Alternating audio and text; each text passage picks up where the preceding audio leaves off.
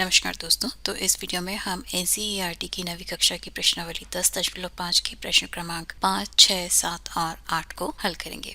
तो प्रश्न क्रमांक 5 में हमें दिया है कि एक वृत्त पर ए, बी, सी और डी 4 बिंदु हैं। ए, सी और बी, डी यानी कि इन 4 बिंदुओं को मिलाकर हमें जो चतुर्भुज मिलेगा उनके विकर्ण एक बिंदु ई पर इस प्रकार प्रतिच्छेदित करते हैं कि बीईसी 130 डिग्री है, मतलब कि ये वाला कोण जो है वो 130 डिग्री के बराबर है, और कोण ईसीडी 20 डिग्री के बराबर है, मतलब कि ये वाला कोण 20 डिग्री के बराबर है। और हमें कोण बीएसी यानी कि ये वाला कोण जो है वो ज्ञात करना है। तो एबीसीडी जो है वो एक वृत्त पर उपस्थित है, मतलब कि चतुर्भुज एबीसीडी जो है वो एक चक्रीय चतुर्भुज होगा, और कोण बीएसी जीवा बीसी द्वारा या आर्क बीसी द्वारा वृत्त के शेष भाग पर अंतरित कोण है। तो ये कोण बराबर होगा इस कोण बीडीसी के, क्योंकि किसी भी आर्क या जीवा द्वारा वृत्त के शेष भाग पर अंतरित कोण जीवा के एक ही ओर अंतरित कोण बराबर होते हैं। तो यहाँ पर हम लिख सकते हैं कि कोण बीएसी बराबर होगा कोण बीडीसी के, ठीक है। और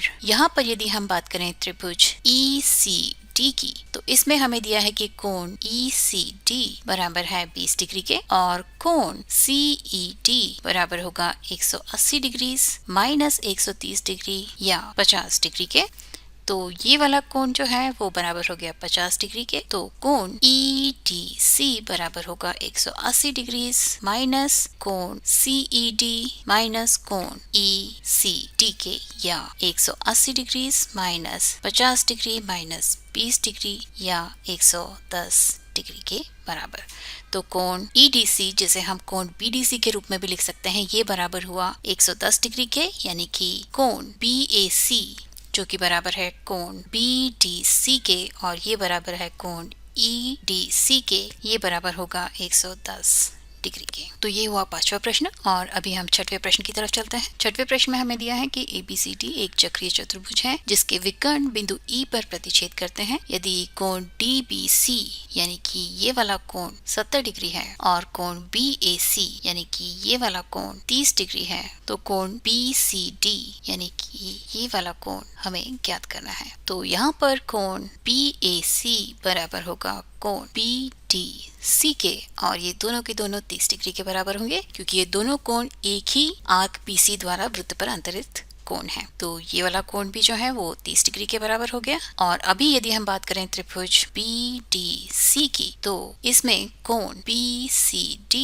बराबर होगा 180 डिग्री माइनस कोण CBD माइनस कोण BDC के। तो ये बराबर होगा 180 degree minus 70 degrees minus 30 degrees या 80 डिग्रीज के बराबर। तो कोण BCD बराबर होगा 80 डिग्री के। यहाँ से ये कोण बराबर हुआ 80 डिग्री के।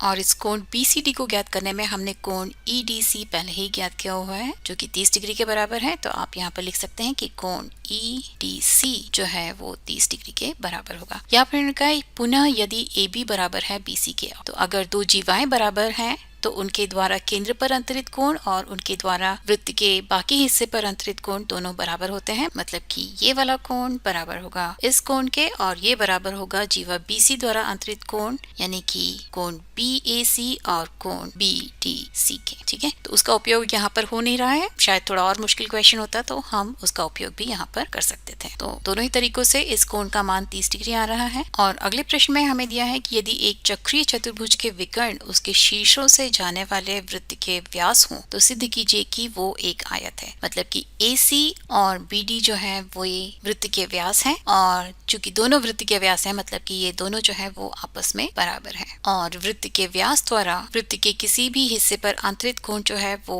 समकोण या 90 डिग्री के बराबर होता है। मतलब कि यदि हम AC को वृत्त का व्यास माने तो कोण ADC बराबर होगा 90 डिग्री के, और कोण ABC भी बराबर होगा 90 डिग्री के, और चूंकि BD भी इस वृत्त का व्यास है उसके द्वारा भी वृत्त पर अंतरित कोण जो है वो 90 डिग्री के बराबर होंगे, मतलब कि कोण PAD बराबर होगा 90 डिग्री के, और साथ ही साथ कोण BCD ये भी बराबर होगा 90 डिग्री के। तो इस प्रकार से हमने प्रूव कर दिया है कि चतुर्भुज ABCD के चारों कोण आपस में बराबर हैं और वो सारे के सारे 90 डिग्री के बराबर हैं, मतलब कि चतुर्भुज ABCD एक आयत है। तो ABCD एक आयत है और ये एक वर्ग भी हो सकता है और सभी वर्ग जो हैं वे आयत होते हैं। तो ये हुआ 7वां प्रश्न और अभी हम 8वें प्रश्न की ओर चलते हैं। और 8वें प्रश्न में हमें एक समलंब चतुर्भुज दिया है। तो यहाँ पर हमने ABCD एक समलंब चतुर्भुज बनाया हुआ है जिसमें AB और DC आपस में समांतर है। और यहाँ पर हमें दिया है कि यदि समलंब की असमांतर भुजाएं बराबर हो, मतलब कि AD बराबर है BC के, और हमें सिद्ध करना है कि यह एक चक्रीय चतुर्भुज है। तो इसे सिद्ध करने के लिए हम बिंदु D से CB के समांतर एक भुजा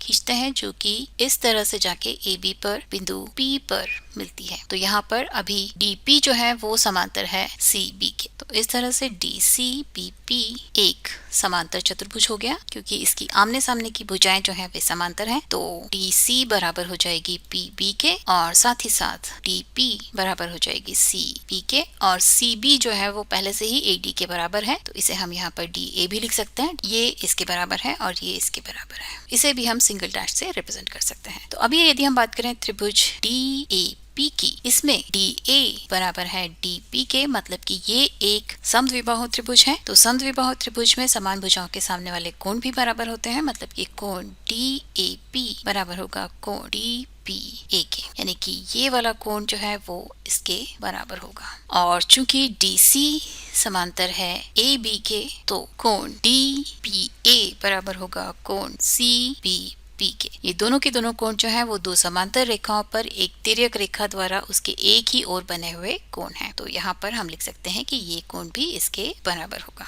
तो अभी हमने प्रूव किया कि ये वाला कोण जो है वो इस कोण के बराबर है, मतलब कि ये वाला कोण जो है वो भी इस कोण के बराबर होगा क्योंकि दो समांतर रेखाओं पर एक तिर्यक रेखा द्वारा बने हुए भीतर के दोनों कोणों का योग जो है वो 180 डिग्री के बराबर होता है। तो कोण ADC बराबर हो जाएगा कोण BCD के। तो यहाँ पर हमने प्रूव किया है कि कोण DAB बराबर है कोण CBA के और कोण DCB बराबर है कोण CDA के। तो इनका योग भी जो है वो भी आपस में बराबर होगा, मतलब कि कोण DAB प्लस कोण DCB बराबर होगा कोण CBA प्लस कोण CDA के। और ये बराबर होगा चतुर्भुज के चारों अंतःकोणों का योग या 360 डिग्री बटा 2 के या 180 डिग्री के बराबर। तो किसी भी चतुर्भुज में यदि आमने सामने के कोणों का योग 180 डिग्री है तो वो एक चक्रीय चतुर्भुज होता है। और यहाँ पर ये जो मैंने लिखा है कि ये 360 डिग्री बटा 2 के बराबर होगा, ये क्यों होगा? ये आप जो है समांतर रेखाओं के प्रमेयों के उपयोग से भी सिद्ध कर सकते हैं। तो वो आप खुद थोड़ा सोचिए। और इस वीडियो के लिए सिर्फ इतना ही, और अगले वीडियो के लिए आप मैथ्स स्मार्ट हिंदी को देखते रहिए, उसे सब्सक्राइब भी कीजिए और नोटिफिकेशन बेल बजाना मत भूलिए क्योंकि तभी आपको पता चलेगा कि मेरा अगला वीडियो कब आने वाला है। तब तक के लिए नमस्कार।